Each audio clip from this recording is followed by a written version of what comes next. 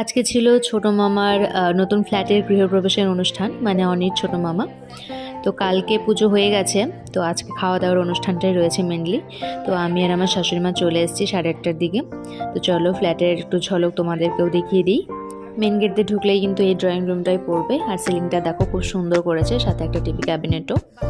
আর এটা ছিল main bedroom. এখানে কিন্তু ইন্টেরিয়রের কাজ রয়েছে, মানে খাটটা আর ওয়ার্ড্রপটা। আর এই রুমের ভেতরেই কিন্তু ছিল একটা সুন্দর ঠাকুর ঘর।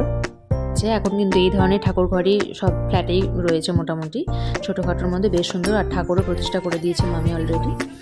আর এটা ছিল আরেকটা বেডরুম। এটা এখনও সেভাবে গোছানো হয়নি, শুধু আসবাবপত্রগুলো রাখা হয়েছে। এটা সিদ্ধি, ছোটো মামার মেয়ে।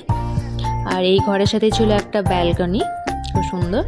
আর এই যেটা ভালো লেগেছে আমার বেশি, এটার সাথে ছিল একটা ওয়াশরুম। এটা বেশ ভালো যে রুমেই না, রুমের একটু বাইরে।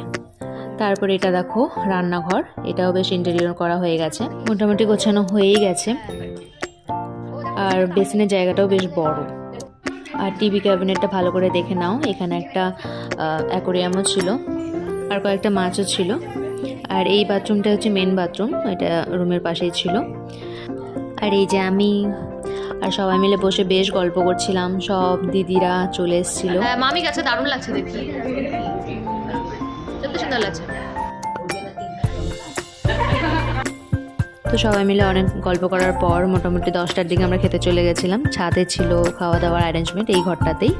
আর এই সাইডটাতে সব গরম গরম বেগুনি ভাজা হচ্ছিল আর রাধা পল্লবী। তো ছাদটা কিন্তু বেশ বড়।